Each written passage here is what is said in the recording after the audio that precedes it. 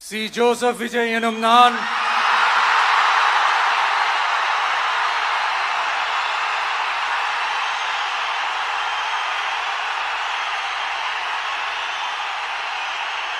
சட்டப்படி அமைக்கப்பெற்ற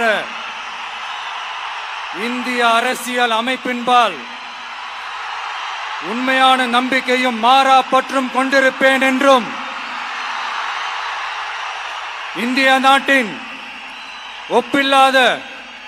முழு முதல் ஆட்சியையும் ஒருமையையும் நிலை நிறுத்துவேன் என்றும் தமிழ்நாட்டு அரசின் முதலமைச்சராக உண்மையாகவும் உளச்சான்றின்படியும் என் கடமைகளை நிறைவேற்றுவேன் என்றும் அரசியல் அமைப்பிற்கும் சட்டத்திற்கும் இணங்க அச்சமும் ஒருதலை சார்பும் இன்றி விருப்பு வெறுப்பை விலக்கி பலதரப்பட்ட மக்கள் அனைவருக்கும் நேர்மையானதை செய்வேன் என்றும்